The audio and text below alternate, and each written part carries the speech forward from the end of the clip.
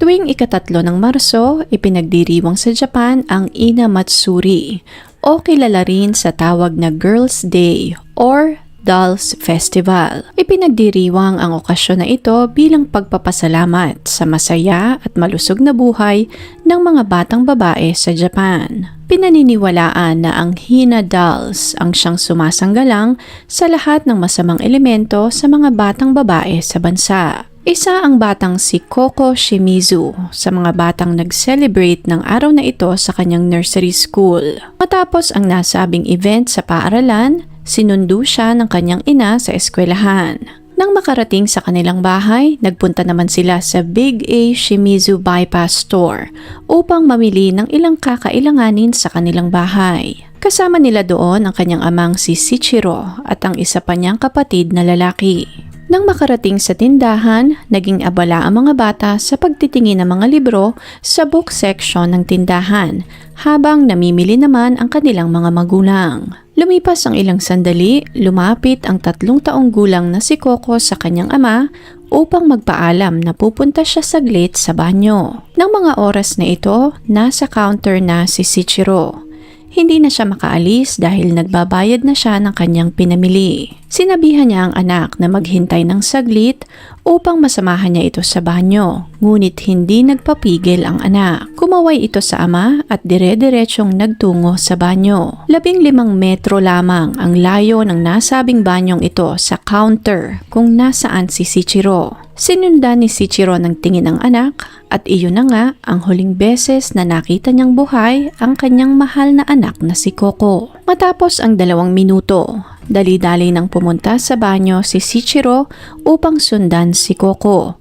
Ngunit wala na doon ang kanyang anak. Halos baliktarin nila ang buong grocery store. Ngunit hindi nila mahanap si Koko. Tumawag sila ng pulis at mabilis namang dumating ang mga otoridad sa lugar. Tiningnan nila ang CCTV at dito na naging malinaw sa lahat kung ano ang nangyari sa batang si Koko. Si Koko ang pang-4 na anak ng Shimizu family. Ipinanganak siya noong September 21, 2007. Ang kanyang mga magulang ay sina Shichiro at Mayu Shimizu. Isang mabait, magalang, mapagmahal at bibong bata si Koko. Koko o Kokoro ang ipinangalan sa kanya ng kanyang mga magulang dahil nais nilang lumaki ang bata na isang mapagmahal at compassionate na tao. Base sa CCTV footage, bandang 4:00 ng hapon, may isang lalaki na dumating sa grocery store sakay ng isang bisikleta. Nakita sa CCTV na palakad-lakad ito sa tindahan ng halos 3 oras at kalahati. Pabalik-balik ito sa grocery store at sa banyo the whole time na nadudoon ito. Sa CCTV, parang walang laman ang backpack na bitbit nito nang dumating ito sa grocery store. Bukod din sa mga footages, marami ding mga witness na nakakita sa lalaking ito na palakad-lakad at parang nagmamasid lamang sa tindahan. Nakita din ng mga pulis sa mga videos na nakatambay ang parehas na lalaking ito sa harap ng banyo. Ayon sa isang witness, nakita niya ang lalaking nasa CCTV bandang 5:00 ng hapon na nasa banyo, naguhugas ng kamay, nakatingin sa salamin, habang inaayos ang kanyang buhok gamit ang kanyang basang kamay. Habang nangyayari ang lahat ng ito, nanlalamig na ang buong katawan ng mag-asawang Shimizu. Halos magsumigaw sila sa pagtawag sa pangalan ng anak. Nagpunta din sila sa pinakamalapit na 100 yen store sa pagbabaka sakaling naroroon si Koko. Ngunit bigo silang mahanap ang bata. Nang mga oras na ito, hawak na ng lalaking nasa CCTV ang paslit. Nang marinig niya ang malakas na sigaw ni Shichiro, nagpanik ito at sa takot na mahuli, sinakal niya ang bata hanggang maubusan ito ng hininga. Sa loob lamang ng 4 hanggang 5 minuto, nawalan na ng malay si Koko. Matapos iyon, itiniklop ng salarin ang katawan ng bata at saka isinilid sa kanyang backpack. Habang nagpapanik ang lahat, nagawa niyang makalabas ng grocery store na iyon bandang 7:45 ng gabi. Nadaanan pa niya mismo ang ama ng bata na si Shichiro na nagpapanik, ngunit baliwala iyon sa salarin. Nakita din siya ng ina ni Coco na si Mako. At ayon sa ginang, pinagsuspetsahan niya din ang lalaking ito noong una. Ngunit nang makita niya ang backpack na dala nito, naisip niya na masyadong maliit iyon para magkasya doon ang kanyang anak. Ngunit may kung anong bumulong sa kanya, kaya't makalipas ang ilang minuto, hinabol niya ang lalaki, subalit wala na ito sa grocery store. Nang makalabas ng tindahan, tumulak na ang lalaki sa Chuboy River. 600 meters ang layo ng ilog na ito mula sa supermarket. Sa isang drainage ditch, itinapon niya ang katawan ng batang si Coco. Matapos ito, umuwi siya ng bahay na parang walang nangyari. Makalipas ang ilang oras, pinayuhan na lamang ng mga pulis ang magulang ni Coco na umuwi na lamang ng kanilang bahay. Sinabihan sila ng mga pulis na maaaring nakidnap ang kanilang anak at babalitaan na lamang sila sa pagpapatuloy ng investigasyon. Naging napakahaba ng gabing iyon para sa mag-asawang Shimizu. Naghintay sila ng ransom call, ngunit walang tumawag sa kanila. Handa silang magbayad kahit na magkano. Kahit ipangutang pa nila, maibalik lamang sa kanila si Coco. Ngunit sa kasamaang palad, wala silang natanggap na tawag kahit na kanino. Sa pagpapatuloy ng investigasyon, ipinablish ng mga pulis ang mukha ng lalaking nakita sa CCTV. Nagtanong din sila sa mga lokal at sa tulong ng isang dating guro. Natunto ng mga pulis ang salarin. Ang lalaking ito ay si Yoshiro Yamaguchi, 20 anyos at binata. Nadakip ang salarin at sa harap ng mga pulis, inamin nito na sinakal niya hanggang mamatay ang batang si Coco sa disabled toilet ng grocery store. Ginawa niya di umano ito dahil nagwawala ang bata.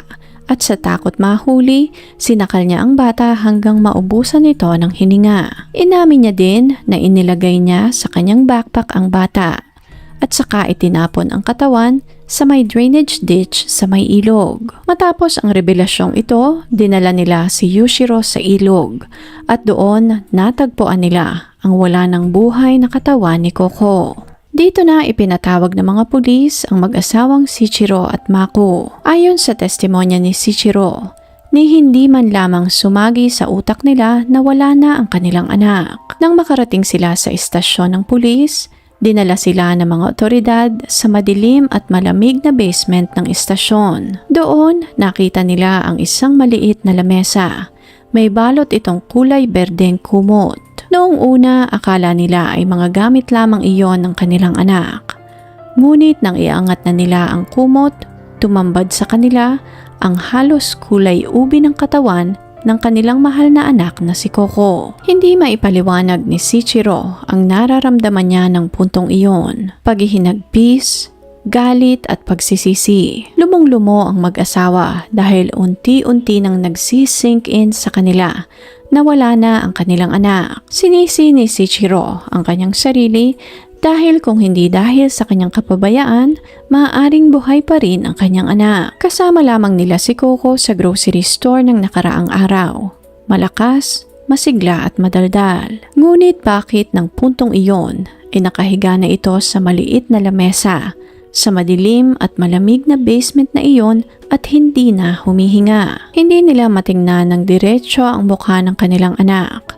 Dahil na mga puntong iyon, hindi nila matanggap na wala na ang kanilang prinsesa. Dito na sinabi ng mga pulis na magsasagawa sila ng autopsy at na mga puntong iyon, kahit mahirap tanggapin, malinaw na wala na talaga si Coco. Sa sobrang galit at hinanakit sa nangyari sa anak, nabasag ang bagang ni Mako sa tindi ng pagngangalit ng kanyang panga. Bandang 10:30 ng gabing iyon, hinalughog ng mga pulis ang bahay ng salarin. Nakumpiska nila ang isang backpack, bisikleta, computer, cellphone, mga manga at DVD na naglalaman ng malalaswang videos ng maliliit na bata. Natapos ang autopsy sa batang si Coco noong March 5 at base sa resulta, asphyxiation o pagkaubos ng hangin dahil sa pananakal ang ikinasawi ni Coco. Naganap ang libing ng bata noong March 7.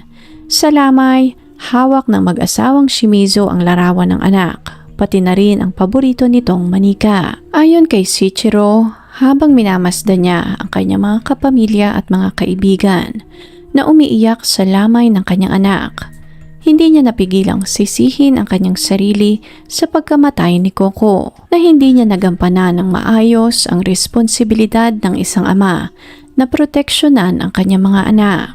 Ngunit ano nga ba ang nagtulak sa salarin upang gawin ang karumaldumal na krimeng ito? Bago mangyari ang insidente, nakatira si Yoshiro sa kanilang bahay kasama ang kanyang mga magulang at nakababatang kapatid na lalaki. Base sa testimonya ni Yoshiro, hindi maganda ang relasyon niya sa kanyang ama. Bukod doon, bata pa lamang di umano si Yoshiro ay mayroon ng hindi tama sa pag-aasal ng binata. Nag-aral si Yoshiro sa Yunnan Junior High School. Lumaki itong medyo weird at introvert. Dahil dito, halos wala itong kaibigan at parang may sariling mundo. May mga pagkakataon din na nagsasalita itong mag-isa. Dahil sa mga kakaibang ikinikilos ni Yoshiro sa eskwelahan, malimit siyang pagtawanan at laitin ng kanyang mga kaeskwela. Ayon sa isa niyang kaklase, noong bata pa lamang sila, malimit di umano ay binubuksan ni Yoshiro ang kurtina sa kanyang kwarto na nakaharap sa kindergarten school malapit sa kanilang bahay. May isang kapitbahay din na nagsabi na may naririnig siyang malalakas na hiyaw at mga kalabog mula sa bahay ni Yoshiro. Natigil di umano ang mga kalabog at mga hiyaw na iyon nang graduate si Yoshiro ng junior high school, kaya't akala nila ay face lamang iyon sa buhay ng binata. Ayon sa mga kaklase ni Yoshiro, natigil ang pangbubuli sa kanya nang magsimula itong mag-aral sa Bondoku High School. Ngunit sa kabila noon, napansin di umano nila na palagi pa rin itong galit at maraming kaaway sa school. Ngunit sa kabila ng lahat ng ito, maayos naman di umano ang grades ni Yoshiro. Sumali ito sa Tea Ceremony Club, nagsilbing student council sa kanilang eskwelahan, nag-volunteer na mamulot ng basura bilang parte ng community service. May isang pagkakataon din na lumabas ito sa TV para sa isang debate kasama ang kanyang best friend at ang mayor ng Kumamoto. Sa pagpapatuloy ng kanyang pag-aaral, parang nagkaroon si Yoshiro ng dual personality. Isang masama at isang mabuting Yoshiro, at nagpatuloy ito nang pumasok siya sa Department of Social Welfare sa Kumamoto Gakuen University. Nag-apply itong volunteer na tumutulong sa may mga kapansanan na mag-aaral at nagtuturo din ng baseball sa mga high school students.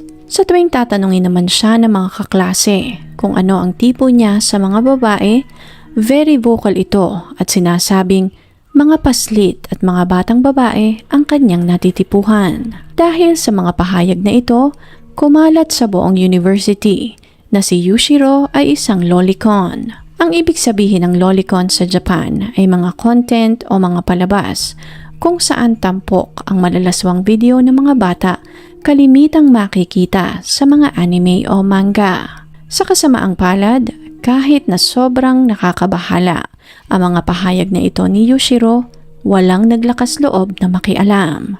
Lahat ng mga paandar na ito ni Yoshiro ay mga sabi-sabi lamang.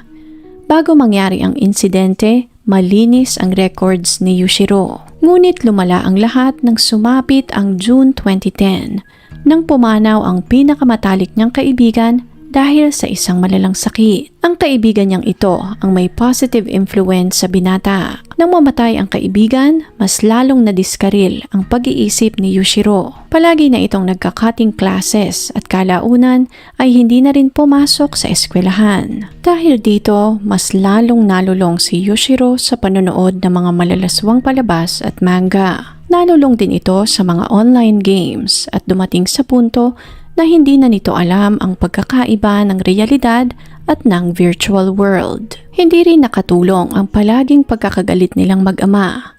May mga pagkakataon na nagkakasakitan na rin ang dalawa. Isang linggo bago ang pagpanaw ni Coco, Nagkaroon di umano ng matinding pag-aaway ang mag-ama na maaaring nagtulak din kay Yushiro na gawin ang pamamaslang. Nang kumalat ang insidente sa publiko, ipinatawag din ang ama ni Yushiro sa estasyon ng pulis at wala itong ibang nagawa kundi iyuko ang ulo at humingi ng kapatawaran para sa nagawang krimen ng kanyang anak, na para bang alam na nito eventually na may magagawang kasalanan si Yushiro. Matapos ang investigasyon, si Yushiro ay nakasuhan ng pagpatay, indecent assault resulting in death, at pag-iiwan ng katawan ng bata sa ilog. Noong una, ayaw na ng ama ng batang si Coco na si Shichiro na dalhin ang kaso sa korte dahil umamin naman na si Yushiro. Ngunit dahil sa kagustuhan na makuha ang hustisya para sa anak,